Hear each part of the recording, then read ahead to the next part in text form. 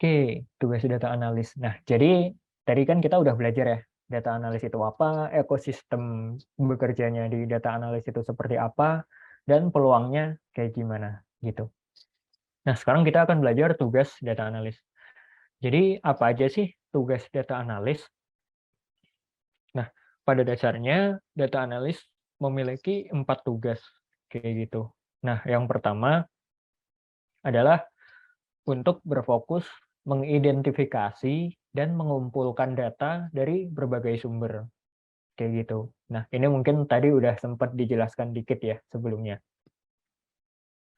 Nah, untuk mengidentifikasi dan mengumpulkan data dari berbagai sumber itu ada banyak tools dan banyak cara yang bisa dipakai kayak gitu. Nah, jadi di area digital ini kan sekarang banyak bisnis yang udah bergerak di bidang digital kayak gitu ya. Nah, karena bisnis-bisnis ini udah banyak yang bergerak di bidang digital, maka sumber datanya sekarang pun juga udah sangat banyak kayak gitu. Contohnya sumber data yang bisa diambil misalkan dari basis data atau database internal perusahaan, lalu tools untuk survei seperti misalkan Google Form, atau mungkin ambil data dari internet lainnya, kayak itu sumber data di internet, kayak gitu. Google sendiri kan dia menyediakan banyak dataset gratis yang bisa kita olah, kayak gitu ya. Itu juga bisa kita pakai, kayak misalkan data survei penduduk suatu negara di dunia, itu biasanya juga disediakan secara gratis, kayak gitu. Ada banyak sumber data yang bisa kita ambil sebenarnya, kayak gitu. Nah, jadi tugas pertama adalah untuk mengidentifikasi dan mengumpulkan data dari berbagai sumber yang dimiliki, kayak gitu. Nah, dari database internal perusahaan sendiri biasanya udah akan ada cukup banyak ada cukup banyak data yang tersimpan kayak gitu ya. Misalnya kalau dalam basis data nyimpannya dalam bentuk tabel-tabel kayak gitu, tabel-tabel banyak banget gitu. Nah, dari data internal sendiri biasanya udah banyak sih data yang bisa diambil dan ada banyak cara juga untuk menggabungkan data dari internal perusahaan itu. Kayak gitu. Itu yang pertama. Nah, lalu yang kedua adalah memproses data menjadi informasi. Kayak gitu. Nah, eh, ini juga udah sempat kita singgung sebelumnya ya. Jadi proses mengubah data mentah menjadi informasi yang bermanfaat itu adalah salah satu value utama dari data analis. Kayak gitu. Karena pada dasarnya data mentah itu kan kompleks kayak gitu ya. Nah, nggak semua orang bisa menarik informasi yang berguna dari suatu data mentah yang kompleks kayak gitu. Makanya perlu data analis untuk memproses data-data mentah tadi menjadi informasi yang berguna atau yang valuable kayak gitu. Nah, untuk memproses data menjadi informasi ini perlu dilakukan ada beberapa cara kayak gitu. Cara yang pertama yang biasanya sering dilakukan adalah dengan ETL atau ETL adalah singkatan dari extract, transform, and load kayak gitu. Nah, jadi extract, transform, and load ini istilah untuk mengambil data mentah dari machine learning, dari database kita atau dari data production yang disediakan. Lalu setelah itu kita transform datanya, lalu setelah itu kita simpan datanya atau kita load ke dalam suatu tabel yang udah kita siapkan kayak gitu. Jadi setelah melalui proses ETL ini, biasanya data mentah itu akan menjadi data yang udah diolah dan mudah dipahami kayak gitu. Jadi kayak misalkan kita perlu mencari tahu data transaksi hari ini kayak gitu misalkan ya. Nah, setelah melalui proses ETL, biasanya cara untuk mengambil jumlah transaksi hari ini itu akan jauh lebih singkat dan jauh lebih cepat kayak gitu. Lalu untuk mengambil datanya, kita bisa menggunakan SQL yang tadi sempat kita bahas kayak gitu. Lalu selain SQL, kita juga bisa menggunakan script Python atau R dan lain-lain kayak gitu. Oke, itu ya untuk tugas keduanya. Nah, lalu yang ketiga adalah untuk menyediakan dan memonitor informasi kayak gitu. Nah, menyediakan dan memonitor informasi ini adalah apa ya, tahap yang dilakukan setelah kita berhasil mengolah data mentah tadi menjadi data yang udah bervalue atau udah bernilai kayak gitu.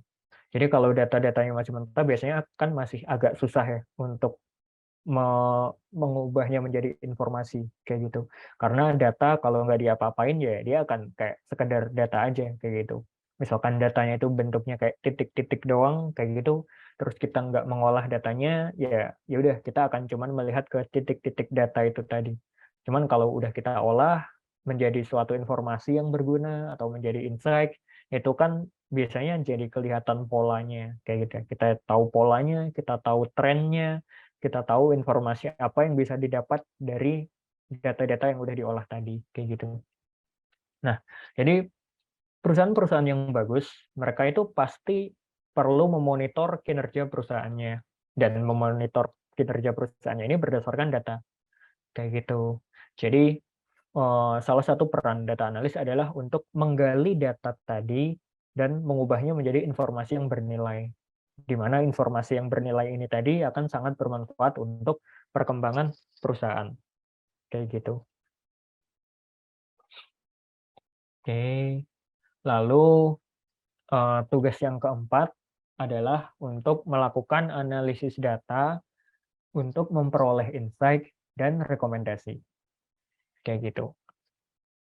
Nah, jadi di bagian terakhir ini kita akan membahas karena pada dasarnya data itu kompleks dan sulit dipahami kayak gitu ya. Ini kayaknya udah aku sebutkan berkali-kali kayak gitu. Cuman ya data asli, data yang real world data, data yang ada di perusahaan sekarang itu kebanyakan bentuknya emang kompleks dan sulit dipahami kayak gitu. Nah, pasti perlu keahlian khusus untuk mengolah data yang kompleks tadi menjadi informasi dan insight yang bermanfaat dan actionable kayak gitu. Jadi output akhir atau manfaat yang paling diperlukan dari tim data itu adalah untuk membuat insight dan rekomendasi yang bermanfaat dan actionable kayak gitu. Nah, bermanfaat dan actionable itu seperti apa? Jadi intinya rekomendasi atau insight yang paling bermanfaat adalah yang bisa kita lakukan aksi kayak gitu. Misalkan, contohnya kita tahu data-data transaksi kita di 1 bulan ini misalkan ya. Kita tahu data transaksi perusahaan kita di bulan September gitu. Nah, setelah kita tahu data itu, terus apa yang harus kita lakukan? Kayak gitu. Kalau sekedar mengetahui datanya doang, mengetahui informasi itu doang, tanpa tahu bahwa informasi ini itu manfaatnya apa, itu akan nggak terlalu apa ya, nggak terlalu valuable kayak gitu, nggak terlalu memberikan value, nggak terlalu memberikan nilai kayak gitu.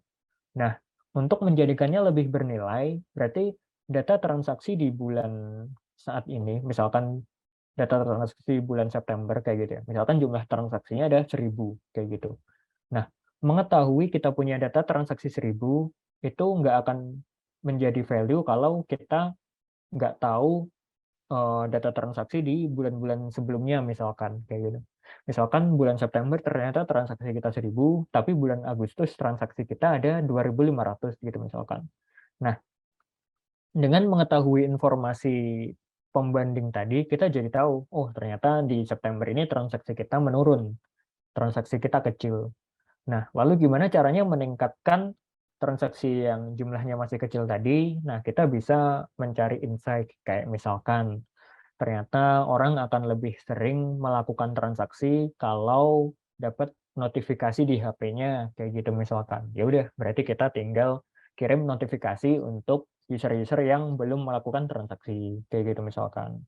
Atau user akan lebih suka bertransaksi kalau ada promo di produk yang dia sukai kayak gitu. Ya udah berarti budget promo kita di bulan ini kita arahkan ke produk-produk yang disukai oleh user yang belum bertransaksi kayak gitu. Nah, itu bentuknya adalah insight dan rekomendasi yang actionable, yang bisa diaksi kayak gitu. Jadi kita tahu selanjutnya kita perlu melakukan apa gitu. Itu sih. Jadi, value utama produk akhir dari pekerjaan data analis adalah untuk membuat insight dan rekomendasi yang actionable tadi.